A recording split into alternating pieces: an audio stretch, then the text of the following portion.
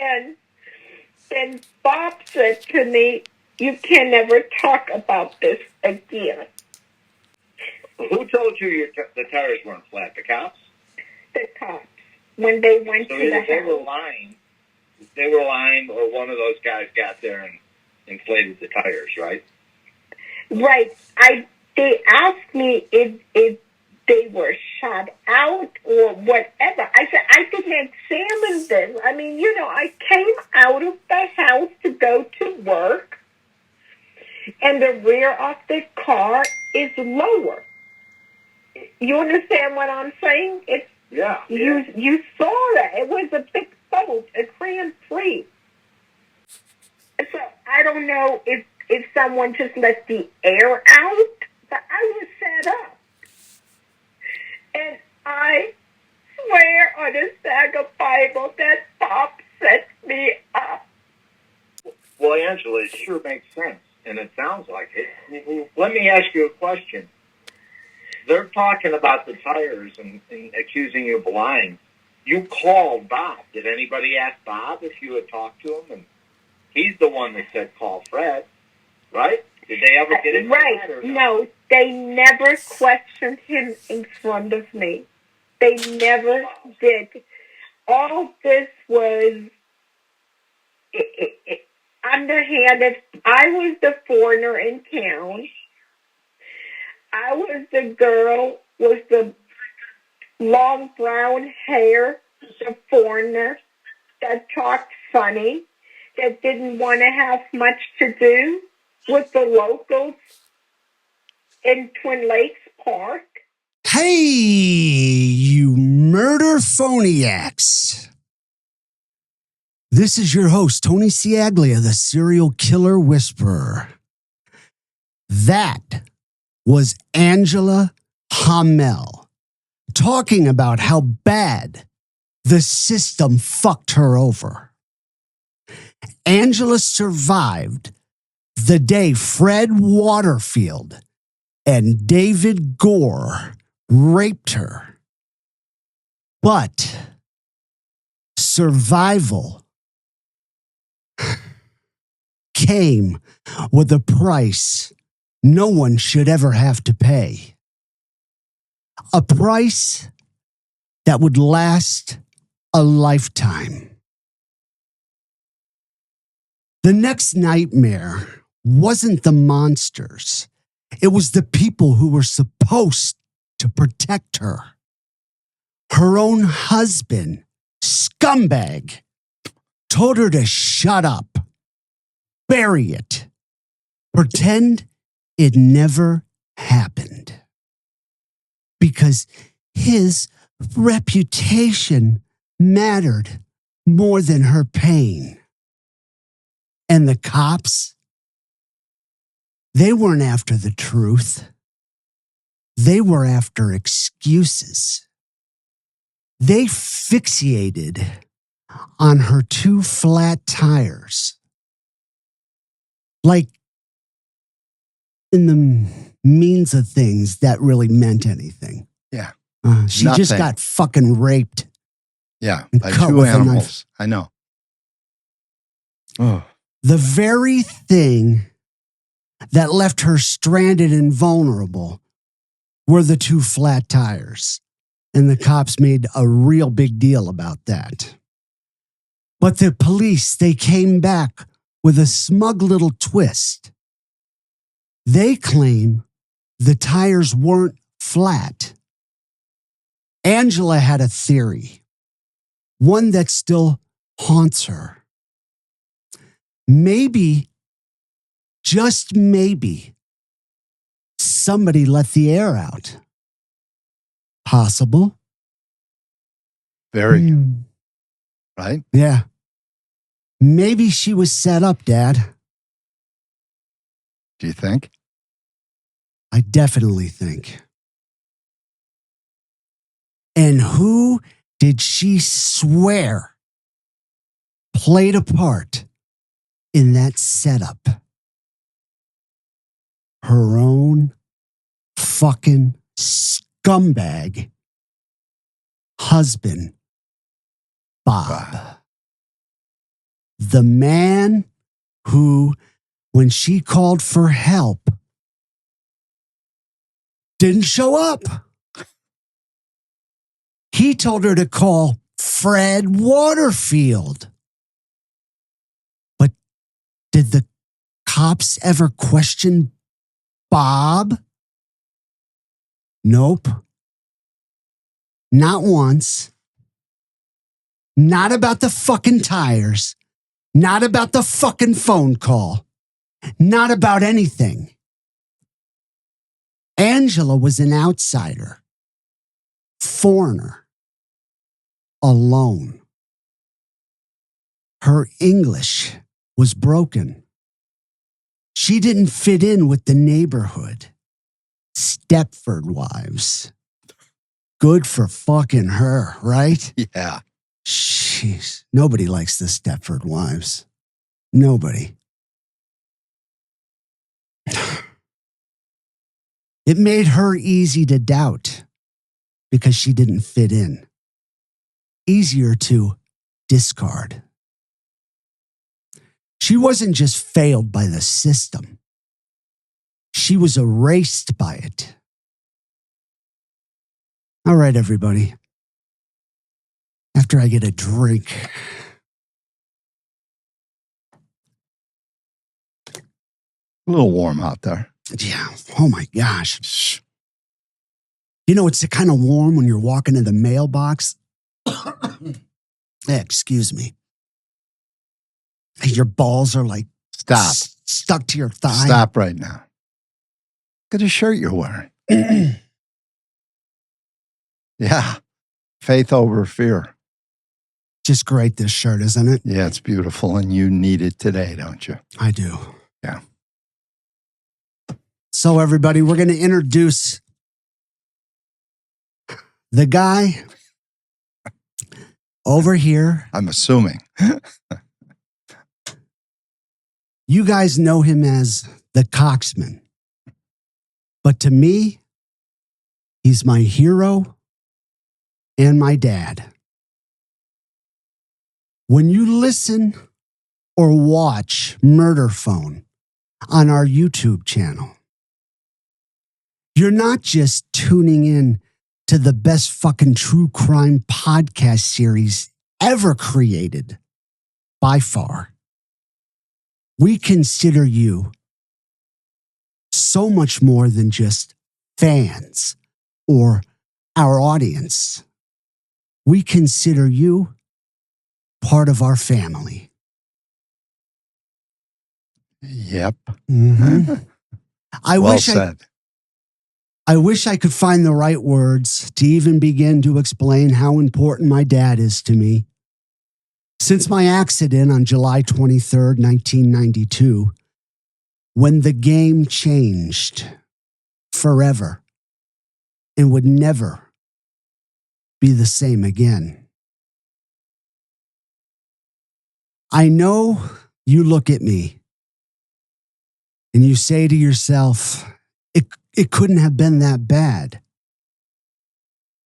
You're fine.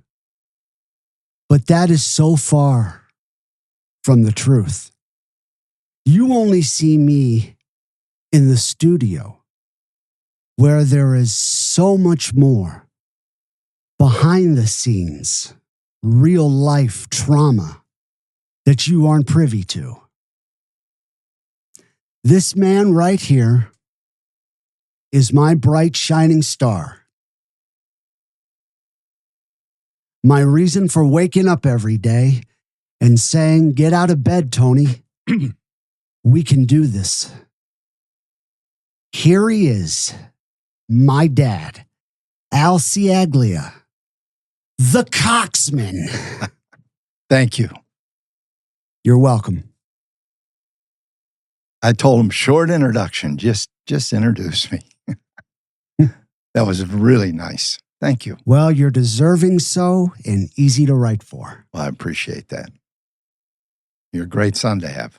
Thank you. I got two of them. Very lucky. The wife? Hey, that's my mom. I'm just kidding. She'll kill me. No, I'm very blessed. Thank you, Tony. And it's hot out there. And just Yeah. Drink. Drink. okay. Ready to get into this. Oh, this is a tough one. Yeah, it's going to be a tough show. We're warning you right now. Just a little warning. Later on, big warning, right? Yes. That was a great opening. Thank you. Great opening. But now we need to drag out the skeletons. Just drag them out of the closet and give them the attention that they deserve. Because if you really think about it, the police who failed to act in 1976 didn't just drop the fucking ball, okay? They became complicit with the string of gruesome murders that followed. And there was a lot of them. They didn't just kill 6 people in the 80s. There was a lot of them. From July 1976 until the monsters were finally caught in 1983, their inaction helped pave the way for a massacre. And I'm not exaggerating. Back then, this was around actually it was about the execution. The Daily Mail reported this. We found this when we were looking up some things to relive, actually season 1. Because the falling through the cracks of justice could be the worst on this one. What do you think, Tony? Maybe? I think so. Yeah. It's right up there with Gacy Mhm. and a couple of the other. Because it's the same story, Yeah. you know? Yeah. None of these girls had to die. This was more personal. I mean, they had an eyewitness account and they let them go. We'll get into it. We already have gotten into it, but the shit that you're going to hear today should have never happened. But anyway, on the Daily Mail reported on July 26, 1983, Gore and his cousin Fred Waterfield picked up Lynn Elliott and her 14-year-old friend hitchhiking to Wabasso Beach, north of Vero Beach. Don't get in the car. Oh, I know. I know it. They took them at gunpoint to Gore's parents' house. Waterfield left and Gore raped the girls who were bound in separate rooms. Wrong. This is from the Daily Mail. Gore and Waterfield raped the girls. Waterfield was just right in on it. So I don't know why they left him out. But this is something. I'll tell you why. This is something. Because he was from a rich family. Oh, yeah, Freddie. His dad worked for NASA. NASA. NASA. NASA. It's okay. NASA, okay. NASA, you know? Yeah. Anyway, we didn't know this before. I'm not even sure if Angela knows this, which we'll be talking to her about it. When we were doing this, we realized, and you guys are going to be shocked at this, we were, Angela was raped on July 26, 1976. 7 years later to the day, July 26th, 1983, the 2 fucking asshole pieces of shit, Hillbilly 1 and Hillbilly 2, were caught. Did you get all of that? To the day, 7 years to the day. It was orchestrated. It was. I don't know how we missed this before, but pretty shocking. Tony, you said it best. No one has ever been personally held accountable for the failure, but what went on after they let these 2 animals go. Also in the Daily Mail, it says, April 12th, 2012, this was published, letters Gore wrote to Tony Ciaglia of Las Vegas, recently published in the Pete Early book, The Serial Killer Whisperer, leave no doubt that Gore has no remorse. if anything, he still got pleasure thinking about his crimes. But I'm going to point something out here. By allowing his story to be told in the Serial Killer Whisperer, without censoring the letters, and we've talked about this, they wanted to censor the letters. Tony said no deal, because he wanted the people out there to realize animals like this really do exist and to be on guard. Anyway, he didn't censor the letters. He personally held David Gore accountable. Can I interrupt really Yes, quick? of course. Well, it's like this when my book came out, people who knew me, some women, they were like, I can't read your book. I have daughters. No shit. That's the reason why you should read the book. Amen. Uh-huh. Right? Yes. We've told people that for years now. If you have daughters, even if you don't have daughters, read the book, because then you'll realize how much danger is out there. And he talks about it later, this fucking asshole, Gore. But anyway, David Gore held himself accountable in the letters to Tony. His own mouth did the rest. His slobbering, vile, blow-by-blow confessions, ripped wide open in the book, made the world and the Florida Governor, Rick Scott, see him for what he was, a predator without a soul. Okay, listen here, and listen carefully to the moment that Rick Scott learned about Tony's book, The Serial Killer Whisperer. We got this email today, Russ Lemon, our columnist, did, and it comes from a man, and he says, this July will mark 29 years for us. The pain never goes away. I see it in the faces of my aunt and uncle. They've never been the same and never will be.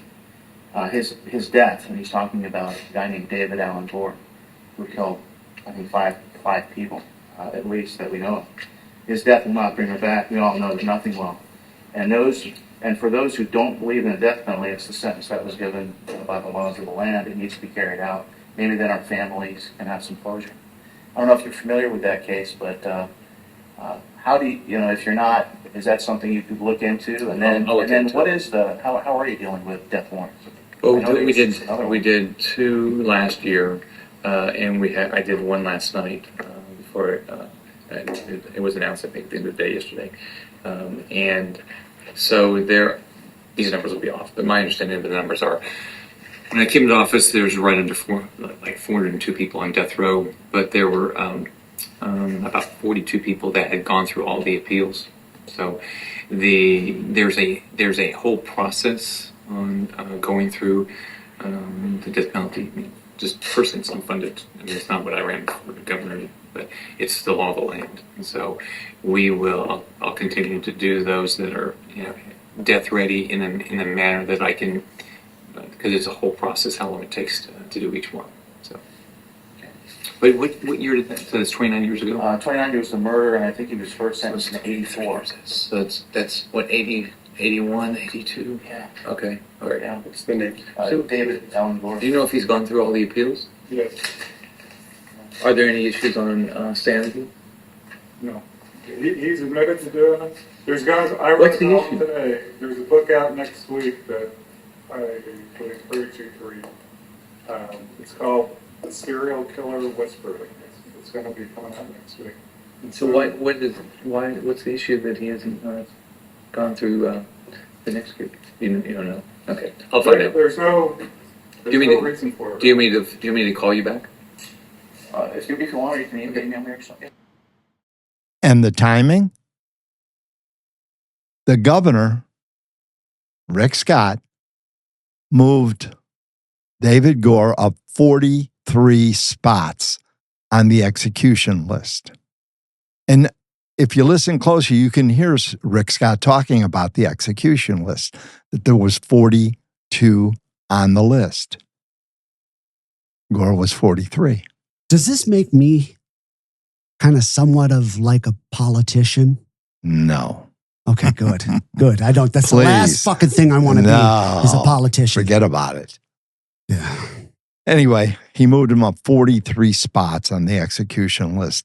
And 3 months later, I know Scott agrees with us. Not Rick Scott. Scott, our producer, right? Yes, in the other room. Yes. He's over there right now going, no. Exactly, right? So 3 months to the day, the Serial Killer Whisperer book hit the shelves. Gore got the needle. April 12th, 2012. Tony, I'm gonna ask you to tell the people, because you've been at this a long time, and you prayed to God the other day and you asked him what about David Gore? I asked God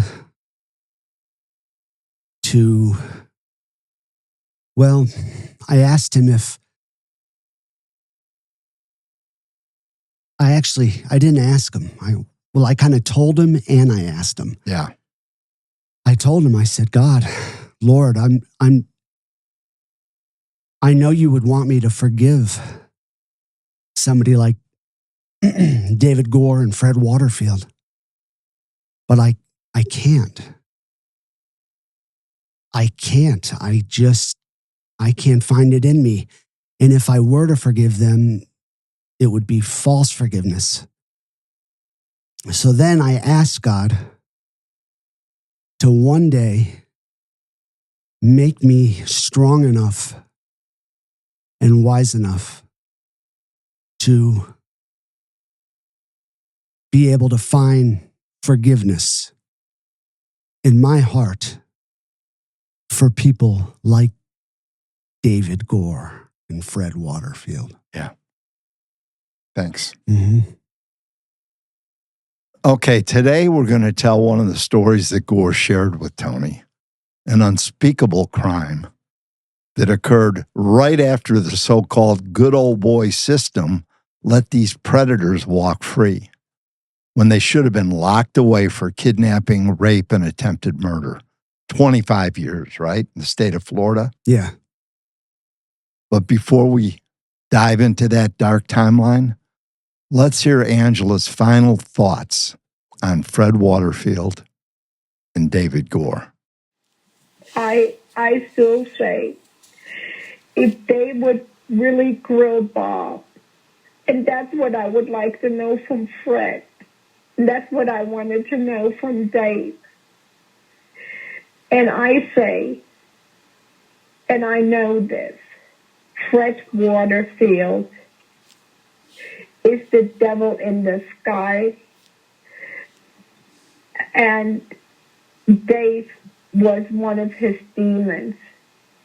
He is a manipulator, he is a liar, he is a thief, and he is smart. And he thought he would never get caught because he wrote on the tail of his father, the big man that worked for NASA. No, Angela, she doesn't mince words. And if you've been watching Murder Phone in the past, you definitely know that. She's one tough German woman, isn't she? Oh, yeah. To hear Fred Waterfield isn't just a predator. He's the devil in disguise. Like Elvis. She's a devil in disguise. I don't think she meant that. No. She said he's the devil in disguise, Fred Waterfield, out of these two inbred, low-breeding shitheads. And David Gore, he's simply just one of the demons. So basically, he follows, Mm-hmm. and he listens and obeys. Yeah. He submits to David Gore. Fred was the ringleader, a manipulator, a liar, a killer. He was smart. Maybe too smart. And too arrogant to think he'd ever get caught. But all the daddy connections in the world couldn't hide what Angela saw from day one. She saw the monster. And now, so do we. I'm about to read you a letter that will drag you into the nightmare of Missy's final moments.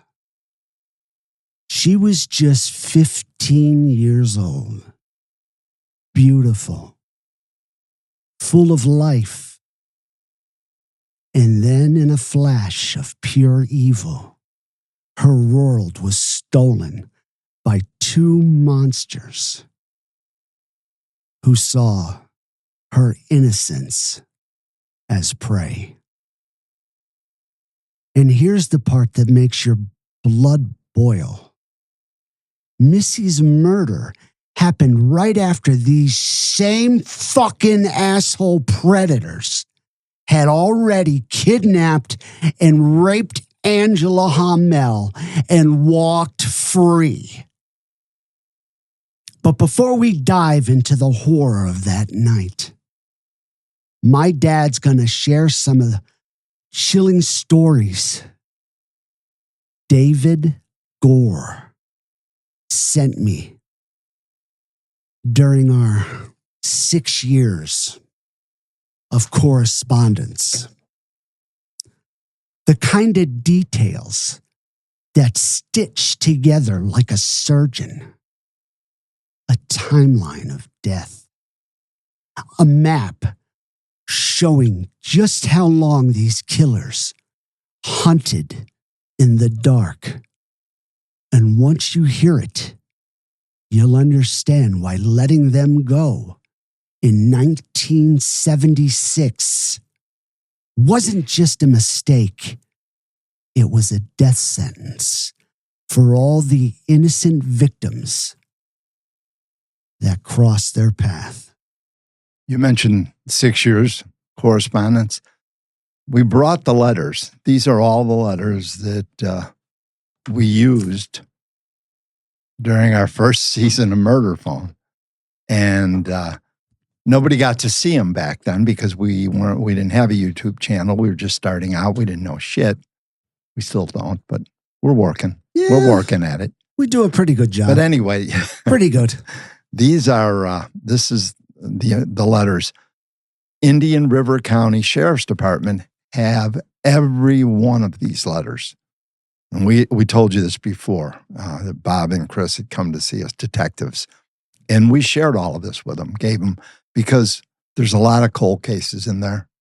And hopefully, and it takes a long time because it's not priority, but hopefully some of that stuff will come to fruition and it'll help, solve some cold cases, right?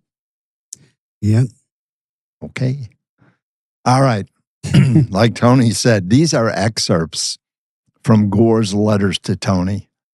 Some dark, chilling glimpses into how and when he and Fred carried out what he called their murderous urges. It's kind of like a primer on serial killers. So listen carefully because David Gore gives you tips what to do and what not to do. Right, Tom? Uh-huh. he could publish David Gore's advice on how to be a serial killer. Yeah. And how not to be a victim. Mm-hmm. Okay. This was back in September of 2007. There were days when as soon as I woke up in the morning, I had the urge and I knew I had to find one that day. Then there were times when I could go several days and have absolutely no desire to do anything. Freddie was the same way. There are times when one of us would pick the other one up early, and we would literally drive hundreds of miles hunting. Could you see these two assholes in their van or whatever the fuck they drove around. A van, killer yeah. van, yeah. Yeah, driving around hundreds of miles looking for women, hitchhiking. Our favorite target was hitchhikers. We used to call them freebies because there was basically no rush involved and they were easy to catch. I mean, you have two hunting for one and one jumps in the car with you. One thing we used to do is drive a couple of 100 miles on the Interstate 95, and we get off at every on and off ramp that we came to because hitchhikers used to stand on the on ramp trying to catch a ride because it was illegal to hitchhike on the interstate. So they'd stand on the ramp. We'd pull off on I-95, make a circle, go back on. And if a female was hitching, we'd pick her up. And whichever one of us was the passenger would step out of the car and let her in between us. Just think of that. By doing this, we had her between us. We had her. Then it was just a matter of deciding when to pull the gun. You two big, tough motherfuckers, right? Yeah. They had to have a gun. Weasels. And this is how they got Angela and Barbara Byer. That's exactly how they got them. Yeah. But who knows how many times they went. Not Angela Hamel. This is a different Angela. Angela Lavallee, right? Yeah. Or is it Angel? Angel. Oh, is that how you pronounce it? I think it's Angel, yeah. Okay, another letter dated in November of 2007. You asked, Tony, does anyone really know the number of victims? I think the cops have a pretty good idea, but once I received the death sentence plus life sentences, they didn't pursue a whole lot more because they knew I was never getting out of prison. That's true. I know in my case, they were very concerned about how much it was costing the county to investigate me. It was talked about quite a bit in the papers. So I think that had a lot to do with at what point they just stopped. And like we said, there's a lot of cold cases that he even talked about with the police. They weren't interested. I guess they had other priorities once they had this animal. Okay, another letter from April of 2008. I was convicted of 6, and I know there were well over 30 more. I've never sat down and counted the exact number. Some were so long ago, it might be hard to remember everything. I was thinking, I'm sure I can help with some cases no one wanted to hear about. You asked how many. I can probably help with 12, maybe more. I will share as much as I can remember about all of the 70s stuff, and I hope it will help. I really like the idea of trying to explain my story because I'm not sure if I really know why I did those terrible things. Maybe it'll help me out too.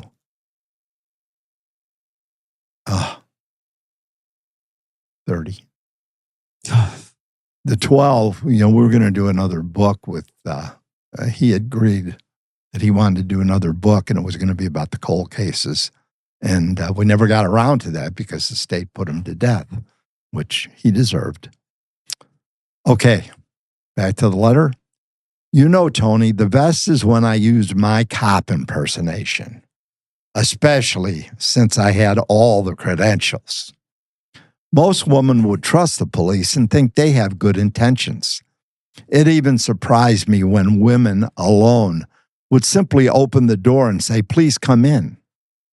Especially when you tell them you're investigating recent home burglaries in the neighborhood. Then they become curious and they want to help. I usually carried a clipboard with me. To look official. Yeah. With a legal pad. Yeah. Yeah. Yeah. I had a series of questions I always asked them. Each question gave me information about her that I needed. For example, I'd like to speak with your husband. What time will he be home? Every question was geared at determining whether I could take her right then. Fred and I actually did several that way, but never close to home. Do you remember this? Creepy smiley face. Oh, yeah. You remember at the end of the letters? Yes. Remember we talked about that weird fucking little face? Yeah, it's on all of those letters. with the tongue. Yes. Yeah. Okay, another letter. This is dated August of 2009. You know, looking for stranded females was our main thing. I mean, if we came upon a stranded female, that was like an opportunity for us. I would have to say any serial killer, above all else, is an opportunist. And this is what I have told women for years. Here he goes, Mr. Helper. Don't put yourself in a situation where you become an opportunity, like hitchhiking. That's asking to be taken. I know most women think it won't happen to them, and they are smart. But believe me, whatever the woman thinks, the serial killer ups at one. Yeah, You're brilliant. He's so brilliant, isn't So he? fucking brilliant. Look at him. He's so fucking brilliant. Yeah. But all in all, I have to say the biggest rush, jack off, right? Stupid motherfucker. Yeah. Oh, that was closed. But all in all, I have to say the biggest rush is to go into one's home and snatch her right out of the house. It's much more riskier, and there are a lot of unknowns, but the rush is pretty electric.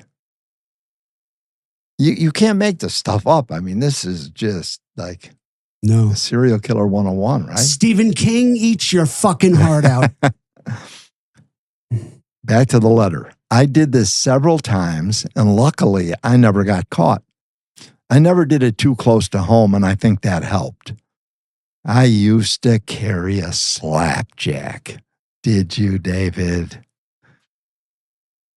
A Well, slapjack. Weren't which you is- asking me if I would care if you carried a slapjack around? No, I used to carry one around in Chicago. And Did you? No, you asked me how I knew about it, but that's how I knew. What, you used to carry one around? Mm-mm. Oh. But back then, people did. Okay. I did this several times, and luckily I was never caught. I never did it too close to home. I used to carry a slapjack, which is a strap of leather about a foot long with a chunk of lead on one end and a loop on the other hand to hold it. So you hold it over your wrist. And just swap. Yeah. When you hit someone over the head with this, it was guaranteed to drop them to their knees. I used to bring a chick to her knees with this so she would be easy to subdue. Fucking. After I asked my questions and she was showing me to the door, I'd whack her right in the back of the head. From that moment on, it was all business.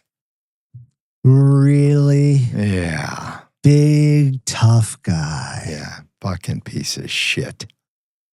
This one woman, this is just, I don't even know if you're going to believe this. I don't know if I believe this. This could be in his mind. This one woman I honestly believe she got off on what I was doing because her pussy was so wet. Stop. Say that whole thing again. Starting at this. This one woman I honestly believed she got off on what I was doing because her pussy got so wet.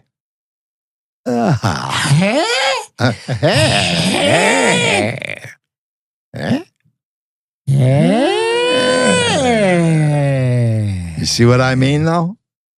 Come on, David. Come on, David. You were a fat, smelly, hillbilly piece of shit. The survivor, Angela Hamel, described you to a T. You and that heaving piece of shit friend of yours, cousin, whatever the fuck he was. Yeah. I'm sure she was getting off Yeah. because you're so hot. Exactly. You know, and I'm sure the night before she was dreaming about, oh, if I were to ever get raped, I'd want a guy who looked like David Gore to rape me. Oh. This one was soaked, so I know she was hot. You'd be surprised at what they used to say to me, thinking if they go along with it, everything would be okay. But even if she'd have told me she loved it and that she got off, I still would have taken her out. Now that you can believe. This is tough dredging this up, folks, I got to tell you. Now you know why we had to, though. I mean, you talk about slipping through the cracks. Those fuckers let them go. Think about it. 1976. All right, everybody. Bear with me as I read this.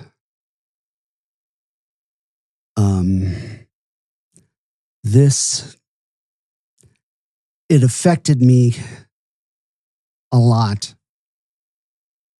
I hadn't read it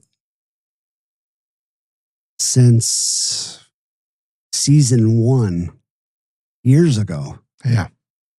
Yeah. Yeah. I call it the tragic story of Missy.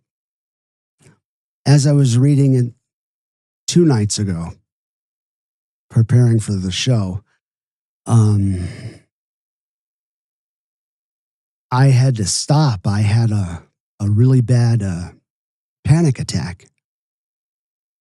I went and I fell on my bed. And my mom and dad were there. And my girlfriend was there. And it was a really bad panic attack.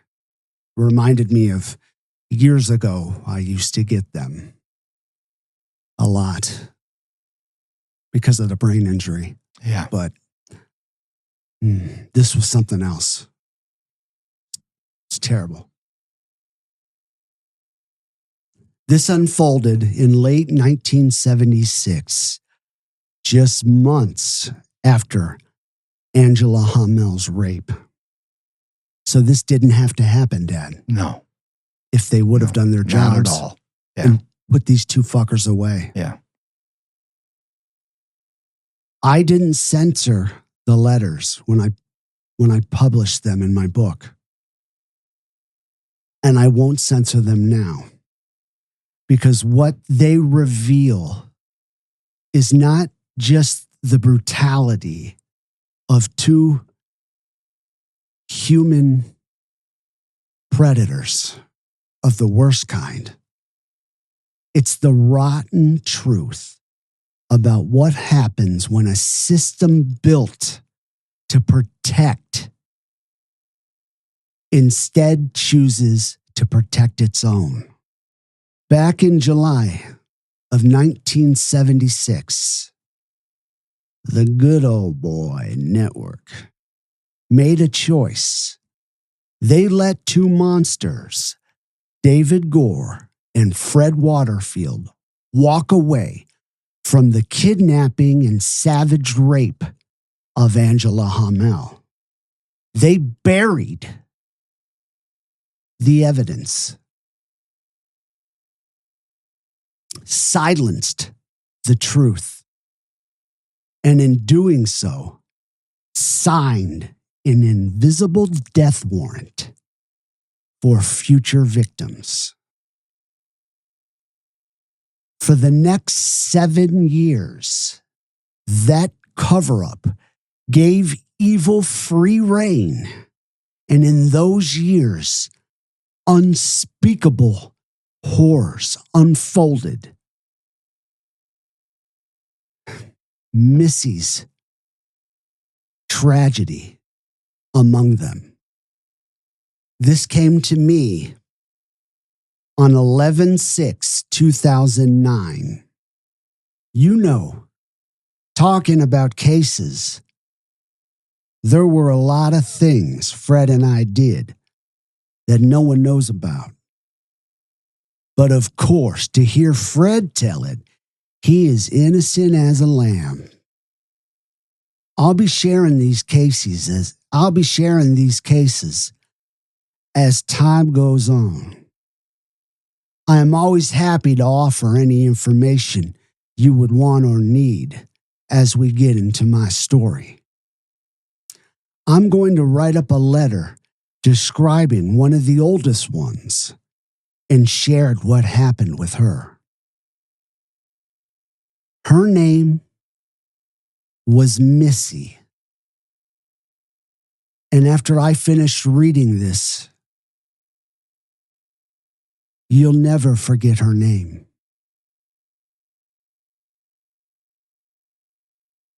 Her name was Missy. And to be honest, there came a time after we did her that I really regretted doing her. So that's one of the reasons it's not easy to discuss, even though at the time I was having that rush. What I'll do is share the first part in this letter and finish it in another.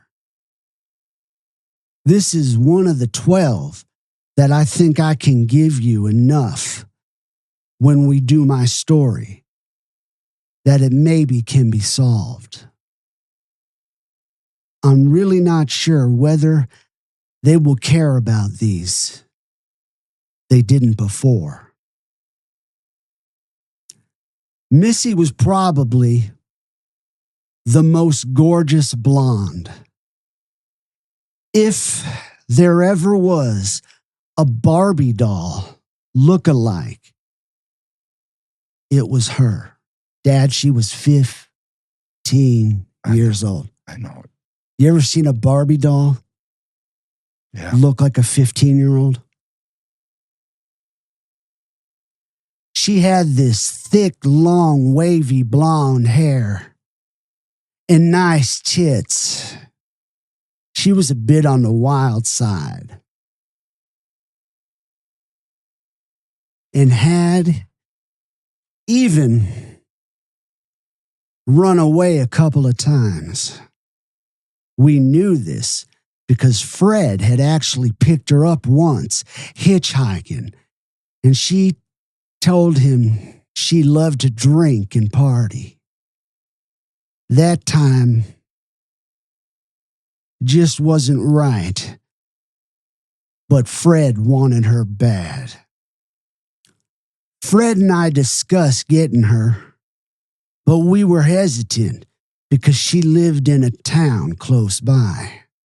Remember, we were very careful back then.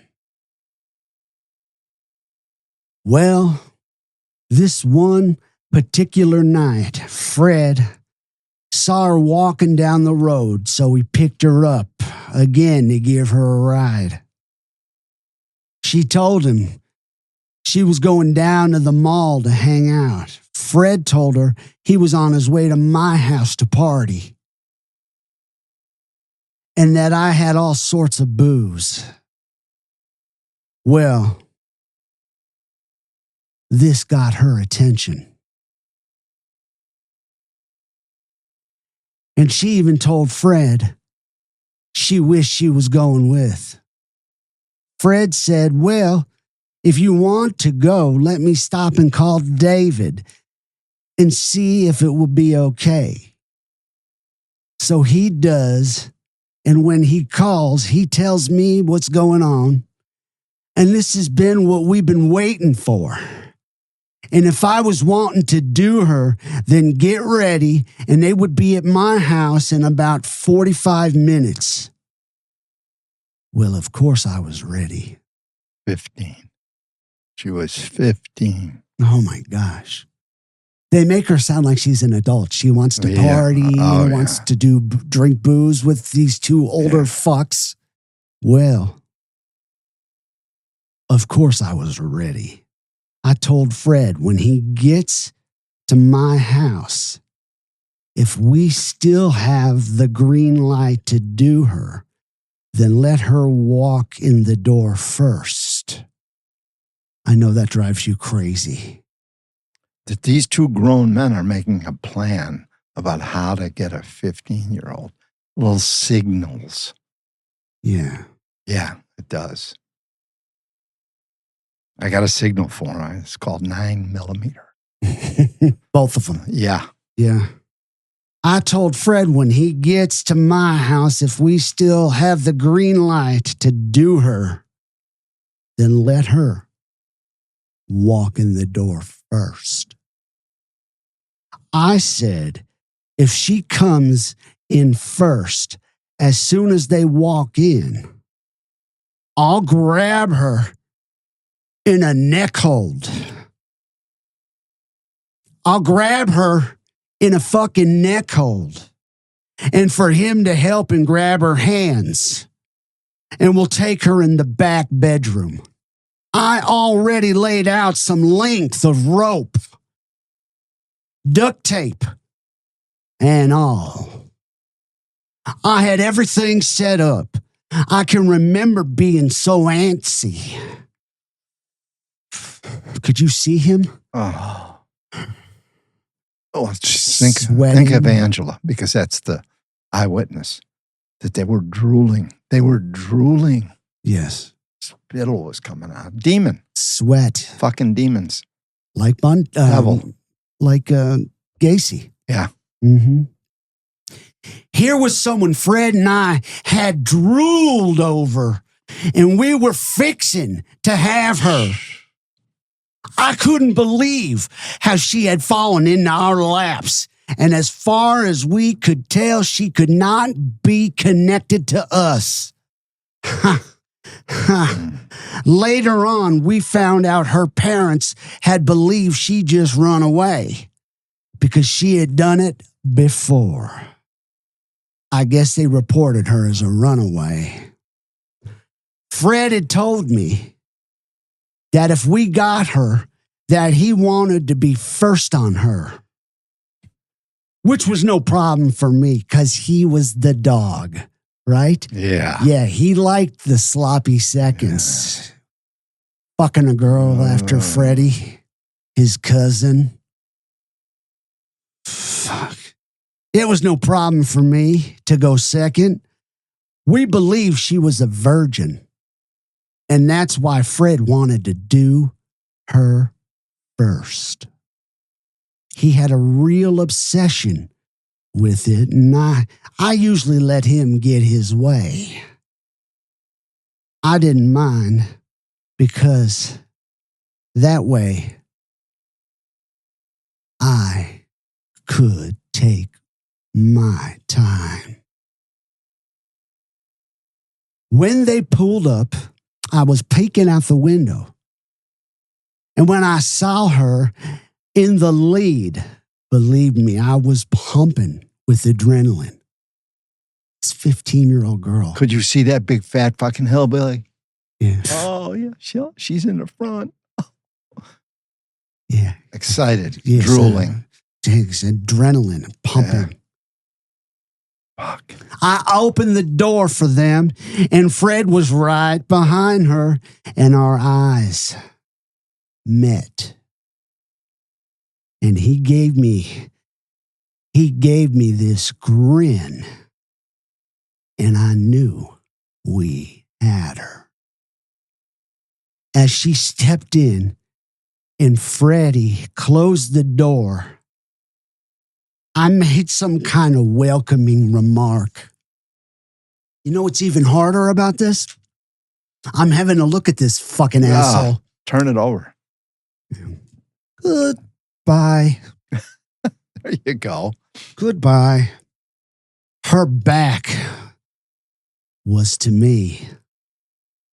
And I real quick cupped my arm around her neck and locked her in a grip and said something like, "Now we can party." 15 years old. Yeah. He's a full-grown fucking man.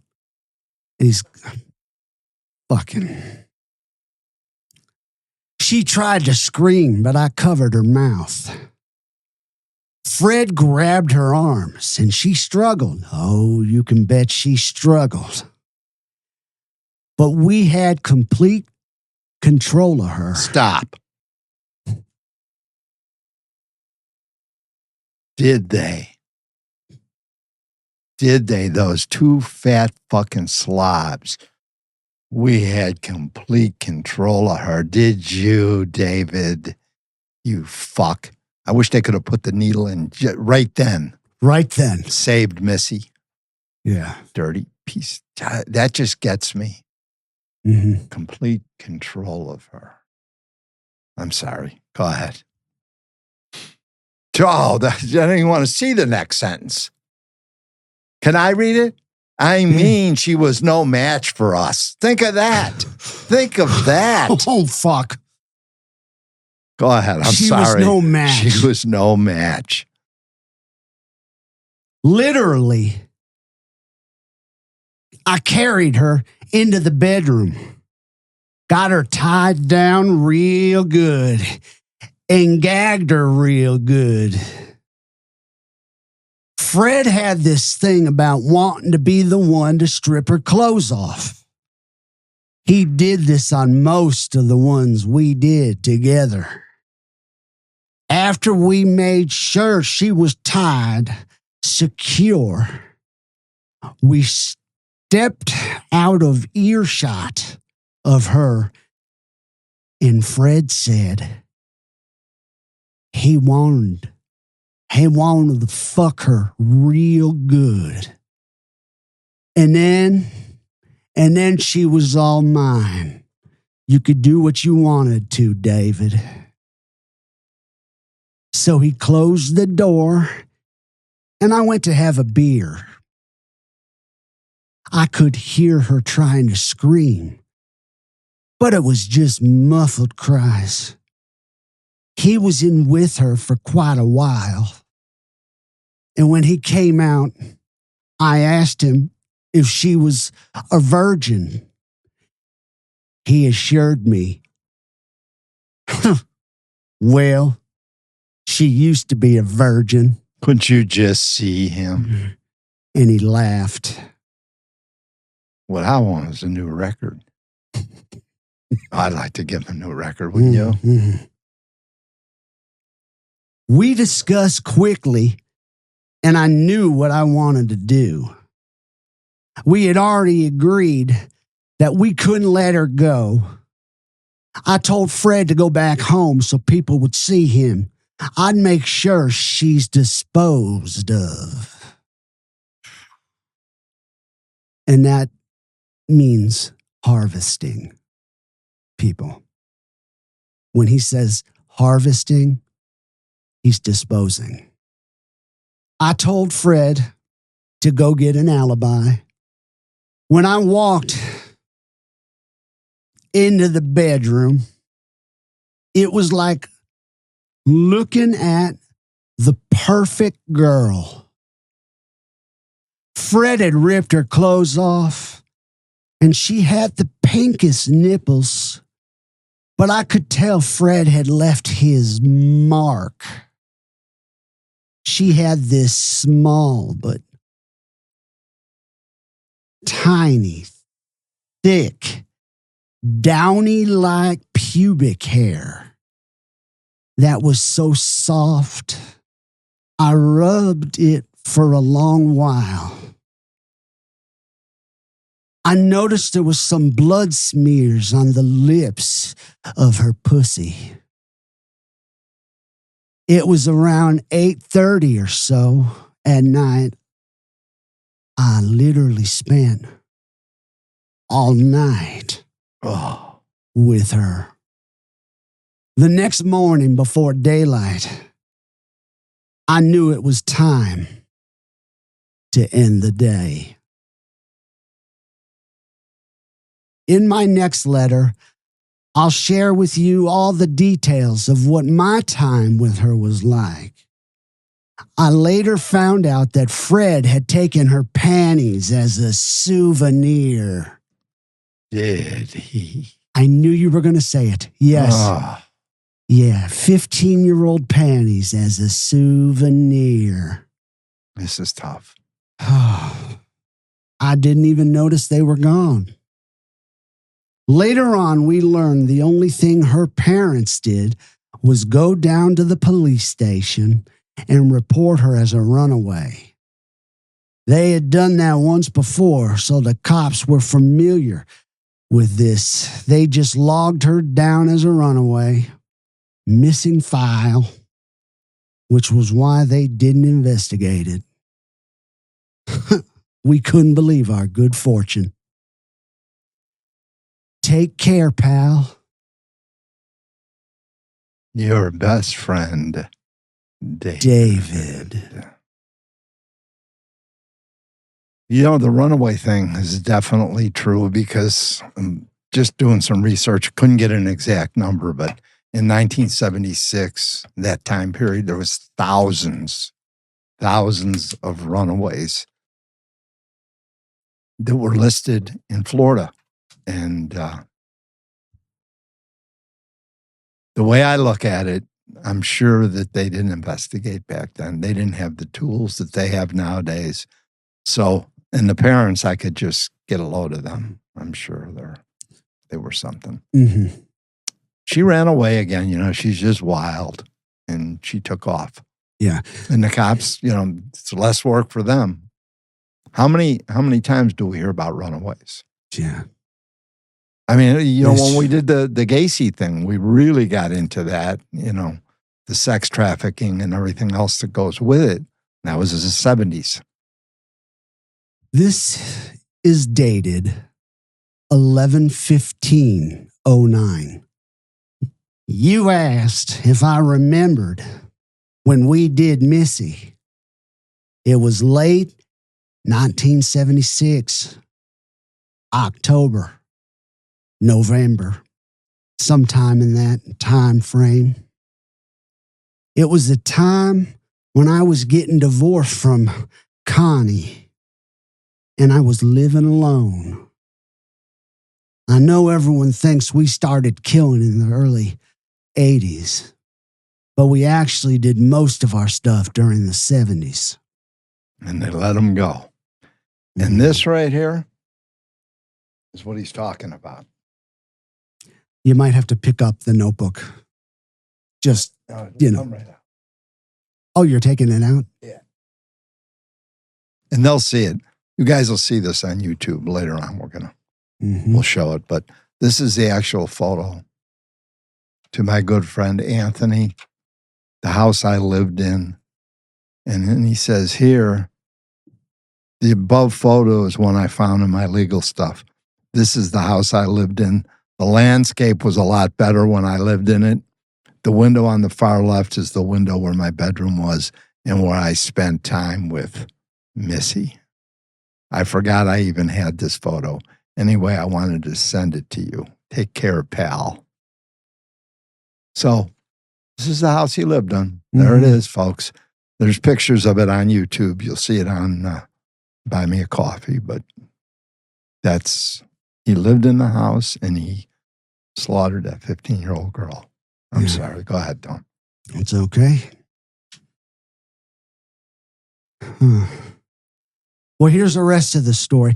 Now, people, I know you're always wondering. I hear this all the time from people. You've actually spoken to these people? You've gone to prisons and visited them? And yes, I have. For 18 years. People always wonder what it would be like to talk to these people. Well, these fucking letters from David Gore, this is what the mind of a maniac is like. This is how they think. This is the road they take. Well, here's the rest of the story, and I want to warn you up front. It's not pretty. I do regret it. No, you don't, David. You don't fucking regret. You don't regret it. Not for a fucking moment. So don't lie to me, motherfucker. Don't lie. You know you jacked off in prison thinking about this shit all the time until they stuck that fucking needle in your arm. Well said, buddy. Mm-hmm. It's true. Well, everybody, I want to tell you, this is very graphic detail about the rape and murder in Gore's own words.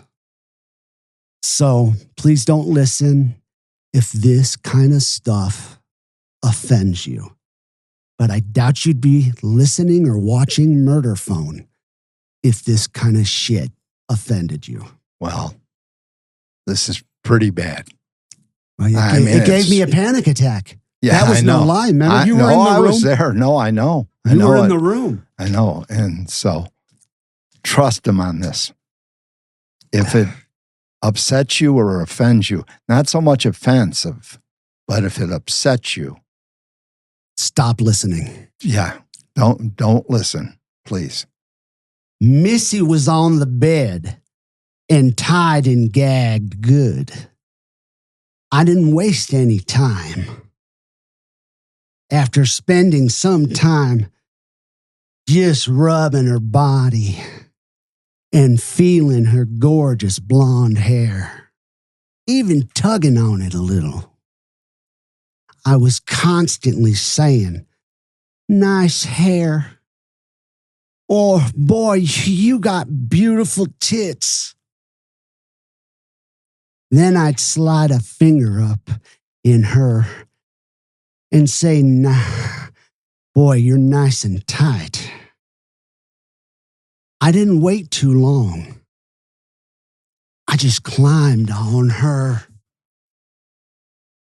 and worked the head of my cock in and fucked her until I shot my wad.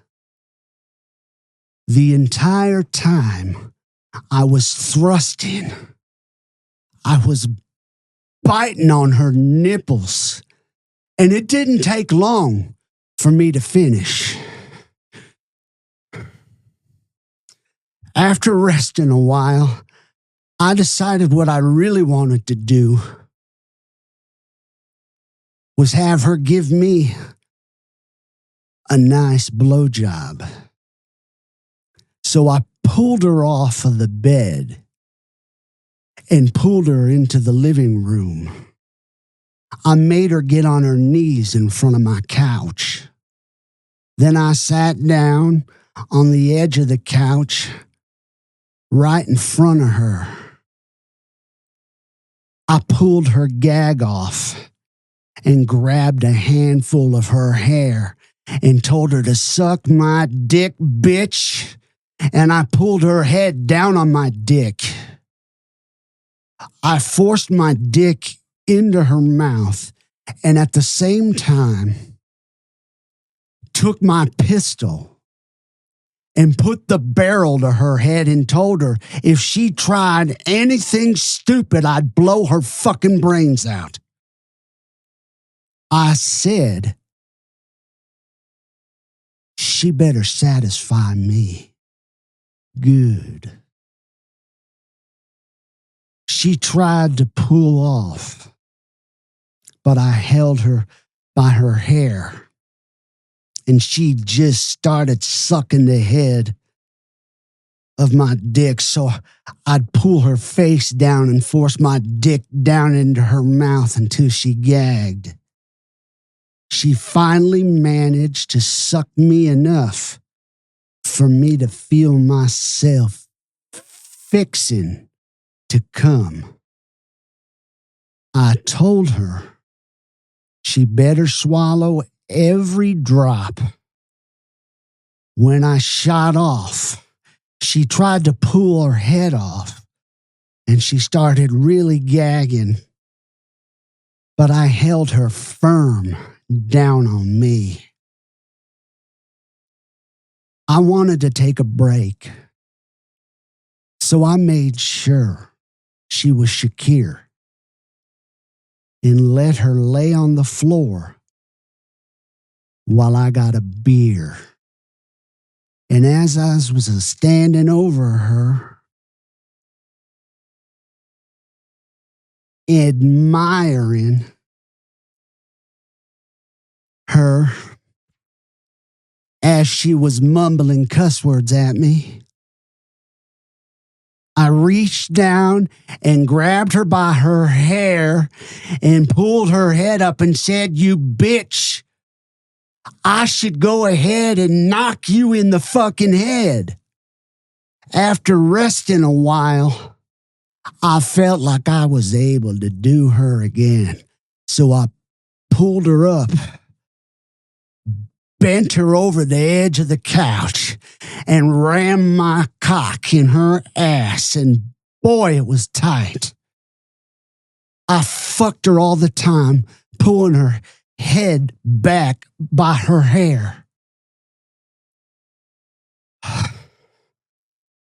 I was pretty spent.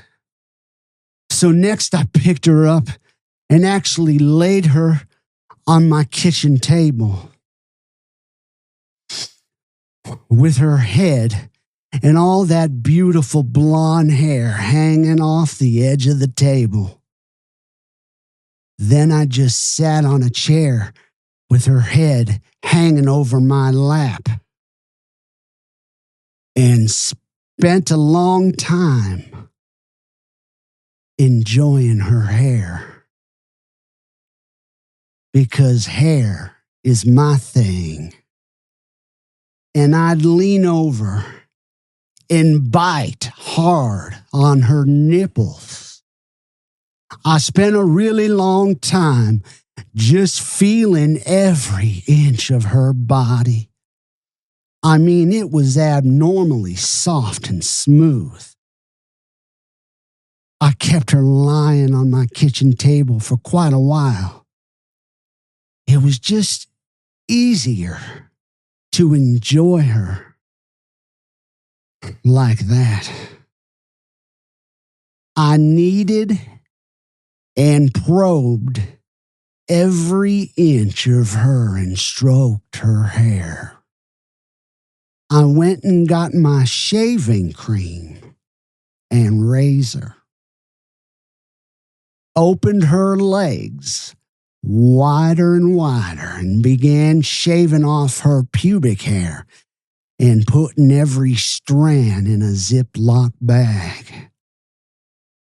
When I started shaving her, it freaked her out, and I fed off of that. I told her I collect hair, and I'd rub her hair on her head and say something like, "This will look good up on my trophy wall." I managed to flip her on her stomach because I wanted to probe her asshole some more. Every time I would reposition her, she would make comments to me like, "Please don't." She had the prettiest and firmest little ass, and it was really nice. I'd rub down her legs and then back up and slide a finger up in her. I even got a kitchen spatula, Tony, one time, and fucked her in the ass with it. That made her really squirm. Anything I could think of to abuse her body, I did. There came a point I knew I had to put an end to her and get things cleaned up. I pulled her off the table and dropped her down on the kitchen floor. I straddled her and began strangling her. She jerked and kicked pretty good until her body relaxed, and I knew she was dead. You know, Tony, whenever I reached this point, it honestly was not easy to do. But I absolutely knew after what all we'd done to her, we just couldn't let her go. It became a really necessary act. And Fred and I both made a vow to never let one fucking leave again. We almost ended up in jail because we'd done let one go before. So we both decided that could never happen again. And that one they let go was fucking Angela Hummel. And if things would have gone the way they should have.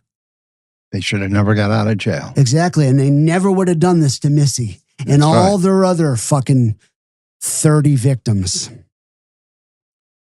It took me a couple of hours more to get everything cleaned up and bagged up. Fred kept her panties and I kept her hair. And I mean, all of her hair.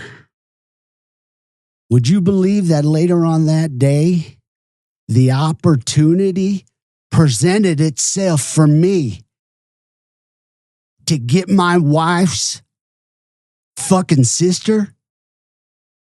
But because I was absolutely emotionally and physically drained, I passed on it. Missy was the first one Fred and I was ever to do in our home where we could take our time. Remember, this was early on, so we were always trying to find a secluded place. Right, Dad? Yeah. A secluded place where we wouldn't be seen. When we were doing Missy, I was always looking out the window to make sure no one was coming.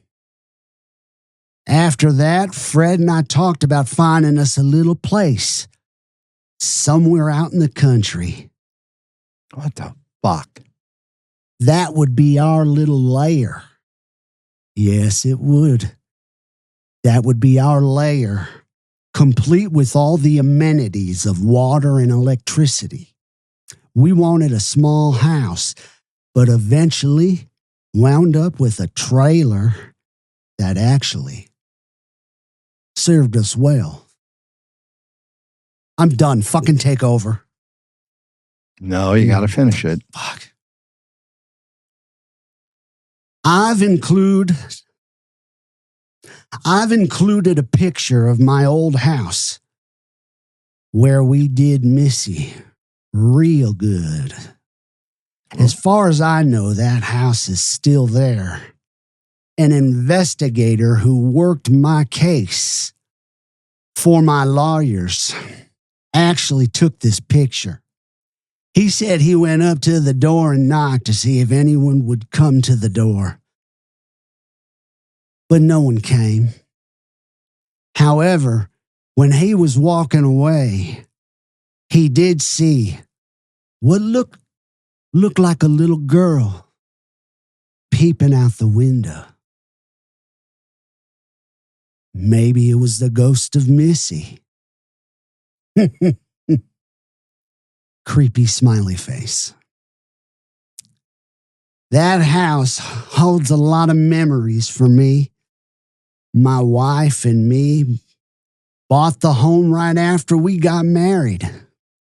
My 2 sons were born while we lived there. Well, let me get this in the mail. Take care, pal. Fuck. Your friend, I couldn't even say it. David. You know, Tony, there's a special kind of rot in a man who can take a life in his own home. Most killers at least try to put a little distance between their horror show and the place where they eat dinner. But not fucking David Gore. No, he turned his own house into a slaughterhouse. And here's the kicker, Dad. We've seen that house. Hell, we stood right in front of it. We were in that yard. The same 4 walls where a young woman's last breath was stolen forever. Right in the middle of what should have been a home. He raised kids in that house. He slept with his wife in that house. In 2004, one of David Gore's investigators actually went up to the door, knocked. No answer. As he walked away, he swore he saw a girl peeking from the window. Maybe it was a living kid.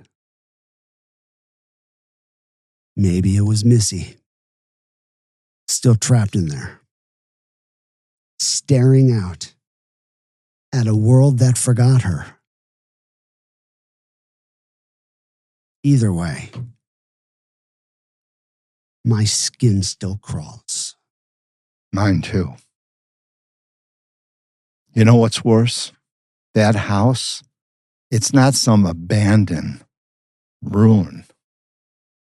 No, families have lived there. Kids have played in those rooms. Birthdays, Christmas dinners, Christmas mornings, and somewhere under all of that cheerful paint and carpeting, the floorboards still remember. They still remember the sound of Missy screaming. That's the kind of place that doesn't just have ghosts, it makes them. Thank you. Very good. Thanks, Dad. Yeah. I've had enough Me for too. one day, and I'm sure the audience has too. That was a lot to digest. Yeah. Let's wrap it. Let's wrap it. Take care. Stay safe, you guys. And remember, always walk in the calm after the storm. Love you. Love you too, Dad.